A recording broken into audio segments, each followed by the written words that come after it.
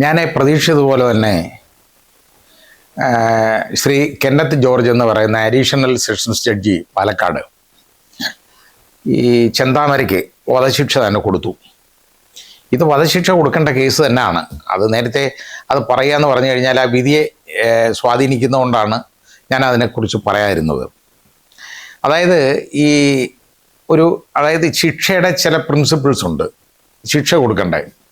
അതായത് ഒന്ന് പ്രിവെൻറ്റീവ് എന്ന് പറയുന്ന ട്രീറ്റ്മെൻറ്റാണ്. കാരണം ഇനി മേലാൽ ഇവൻ ആരെയും കൊല്ലരുത്. കാരണം അവനെ സമൂഹത്തിൽ നിന്ന് നീക്കണം. അതാണ് പ്രിവെൻറ്റീവ്. അവനെ തടയണം, വേറെ മാർഗ്ഗമില്ല. അവൻ ജീവിച്ചിരുന്നാൽ വേറെ ആളുകളെ കൊല്ലും. പിന്നെ രണ്ടാമത്തെ ട്രീറ്റ്മെൻറ്റ് എന്ന് പറയുന്നത്, അതിൻ്റെ ആ പ്രിൻസിപ്പിൾ എന്ന് പറയുന്നത് ഡിറ്ററൻ്റ് ആണ്. അതികഠിനമായ ശിക്ഷ. അതിൻ്റെ കാരണം എന്താണെന്നറിയോ? ഇവനെ തടയുന്നത് മാത്രമല്ല, ഇവനെ തടയുന്നത് മൂലം ഇത് കണ്ടിട്ട് ഇതേപോലെ പ്രോബബിളായിട്ട്, അതായത് ഇതേപോലെ വരാൻ പറ്റിയ ആളുകളുണ്ടല്ലോ, ക്രിമിനൽസ്, അവർക്കിതൊരു പാഠമാകണം. അങ്ങനെ അവർ ഈ ക്രൈമിൽ നിന്ന് ഒഴിയണം. അതാണ് ആ ഡിറ്ററൻ്റ് എന്ന് പറയുന്ന ഇത് ഒരു ട്രീറ്റ്മെൻറ്റ്. അതാണ്. പിന്നെ ഉള്ളത് റിട്രിബ്യൂട്ടീവ്, അതായത് പ്രതികാര വാഞ്ചയോടുള്ള ഇടപാട്. കാരണം ഈ മരിച്ചുപോയ കൊല്ലപ്പെട്ട ആളുകളുടെ അനന്തരാവകാശികൾക്കും മക്കൾക്കും അവരുടെ ബന്ധുക്കൾക്കുമൊക്കെ, അത് നാട്ടുകാർക്കും മറ്റു പൊതുജനങ്ങൾക്കും എല്ലാം ഒരു പ്രതികാരം കാണും എൻ്റെ അടുത്ത്, ഈ കൊന്നവൻ്റെ അടുത്ത്. അത് പ്രതികാര വാഞ്ചയോട് കൂടിയുള്ള ശിക്ഷ. ഇത് മൂന്നുമാണ് ഇതിനകത്ത് വരുന്നത്. അടുത്തത് റെഫോർമേറ്റീവ് എന്ന് പറയും. റെഫോർമേറ്റീവ് എന്ന് പറഞ്ഞാൽ ഇവന് മാനസാന്തരം ഉണ്ടാകുക എന്നുള്ളത്. ഇപ്പം 62 വയസ്സുണ്ട് എവിടെ മാനസാന്തരം വരുന്നത്? ആദ്യം ഈ കുഞ്ഞുങ്ങളുടെ അമ്മയെ ഇവൻ വെട്ടിക്കൊന്നു.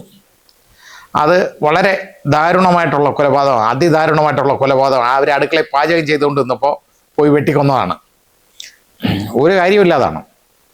അവന് ഭാര്യ പിണങ്ങിപ്പോയെന്ന്. അതിൻ്റെ കാരണക്കാരി ഇവരും പുഷ്പയും കൂടെ ആണെന്നാണ് പറയുന്നത്. അടുത്തുള്ള അയലത്തെ മറ്റൊരു സ്ത്രീ.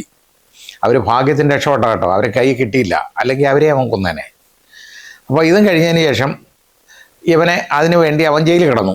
ജയിലിൽ കിടന്നു കഴിഞ്ഞപ്പോൾ അവന് അവിടുന്ന് ജാമ്യം കിട്ടി.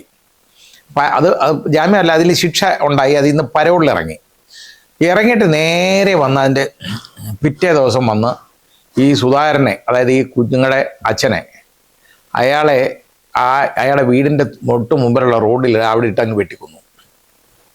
അപ്പോൾ അയാളുടെ അമ്മ, വൃദ്ധയായ സ്ത്രീ, കുഞ്ഞുങ്ങളെ നോക്കുന്ന അവരായിരുന്നു. ഈ അമ്മ മരിച്ചതിന് ശേഷം അവരെ വന്നപ്പോഴും അവരെയും അവൻ വെട്ടിക്കൊന്നു.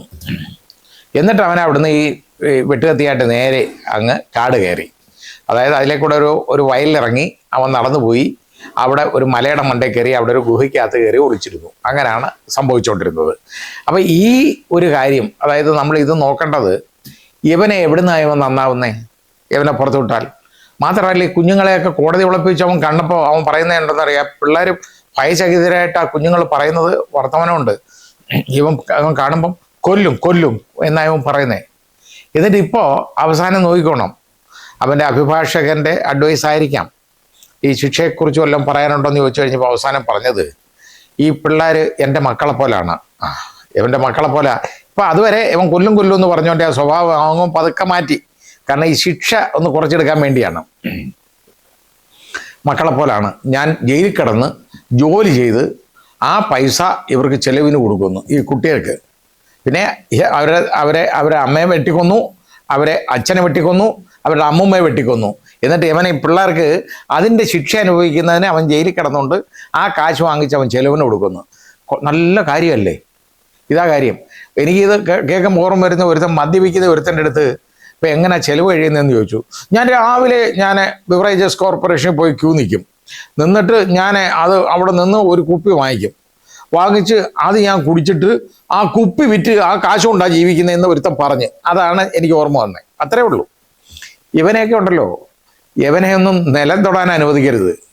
ഇവനെ ഈ രീതിയിലാണ്. കാരണം എന്താണെന്നറിയോ, ഈ വധശിക്ഷ കൊടുക്കണമെങ്കിൽ cases in which the lesser alternative is unquestionably foreclosed എന്നുള്ളതാണ്. ലെസർ ആൾട്ടർനേറ്റീവ് എന്ന് പറയുന്നത് എന്തെന്നറിയോ, മർഡർ നടത്തുന്ന ഒരാൾ അയാൾക്ക് he shall be punished with death or imprisonment four life and shall also be liable four fine എന്നാണ് നിയമം. അതായത് അയാളെ വധശിക്ഷയ്ക്ക് വിധിക്കണം. അത് അല്ലെന്നുണ്ടെങ്കിൽ അയാളെ ജീവപര്യന്തം തടവിന് ശിക്ഷിക്കണം. അതോടൊപ്പം ഫൈനും അടിക്കണം. ഇവിടെ കോടതി 20 ലക്ഷം രൂപ ഫൈൻ അടിച്ചിട്ടുണ്ട്. അതുകൊണ്ട് വലിയ കാര്യമില്ല, കാരണം ഇവനെ തൂക്കി കൊല്ലുകയാണെങ്കിൽ പിന്നെ അവന് ഫൈൻ കൊടുക്കേണ്ട കാര്യമില്ലല്ലോ. പക്ഷേ എന്നാലും ആ ഫൈൻ അടിച്ചത് ശരിയേ ഉള്ളൂ, അത് അടിക്കേണ്ടത് തന്നെയാണ്. ഇതിൻ്റെ ഇവൻ്റെ ശിക്ഷയൊന്നും ഒരു കോടതിയും കുറച്ചു കൊടുക്കും എന്ന് ഞാൻ കാണുന്നില്ല. കാരണം ഒരു കാരണം ഇവൻ കാരണമുണ്ടല്ലോ. ആ അയൽക്കാർ 2 പേരാണ്, പുഷ്പയും മറ്റൊരാളും. അവർ ഭയന്ന് അവർ വീട്ടിൽ നിന്ന് പോയി അവർ വേറെ ഒരു നാട്ടിൽ പോയി താമസിക്കുകയാണ്. എവിടെയാണെന്ന് പോലും അവർ അഡ്രസ്സ് പോലും പറയാതെ അവരവിടെ താമസിക്കുന്നത്. കാരണം ഇവനെ ഭയന്നാണ്. ഇവൻ പുഷ്പയെ കൊല്ലുമെന്നാണ് ഇവൻ പറഞ്ഞേക്കുന്നത് ഇറങ്ങിയ ഉടനെ. നോക്കി നടന്ന് കിട്ടിയില്ല പുഷ്പയെ, അതുകൊണ്ടാണ് കൊല്ലാഞ്ഞത്. അപ്പോൾ അവർ കേസ് സാക്ഷി പറഞ്ഞേക്കുന്ന വേറൊരാൾ, അയാളെ അവർ ഭയന്ന് ആ പോത്തുണ്ടി എന്ന് പറയുന്ന ഗ്രാമത്തിൽ നിന്ന് അവർ മാറി താമസിക്കുകയാണ്. കാരണം ജീവന് ഭയമില്ലാതെ ആരെങ്കിലും ഉണ്ടോ? ഇവൻ അതേപോലല്ലേ ചെയ്യുന്നത്. ഈ രീതിയിലാണ് ഇവൻ്റെ പെരുമാറ്റം.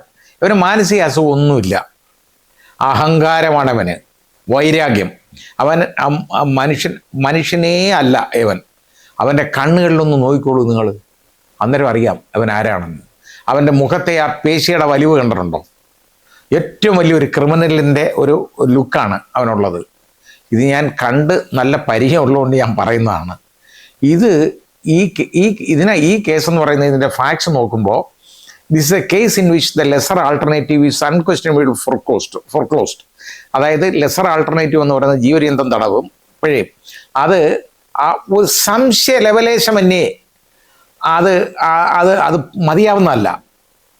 അതുകൊണ്ടാണ് ഇതിനകത്ത് ഡെത്ത് സെൻറ്റൻസ് കൊടുക്കുന്നത്. കാരണം സ്പെഷ്യൽ ഫാക്ട്സ് ആൻഡ് സർക്കംസ്റ്റാൻസ് വേണം ഇതിനകത്ത്. അതുകൊണ്ട് ഈ കേസിനകത്ത് പിന്നെ ആകെ പറയാവുന്ന ഇവൻ വയസ്സായി, ഇവന് വയസ്സൊന്നുമില്ല. ഇവൻ ഈ പ്രായത്തിൽ 1.5 വർഷം മുമ്പല്ലേ അവൻ ചെയ്തേക്കുന്നത്. അതായത് 60 കഴിഞ്ഞുടനെ ഈ കൊലപാതകങ്ങൾ അവൻ നടത്തിയത്. അപ്പോൾ അവന് ഇത് ഒക്കുമല്ലോ.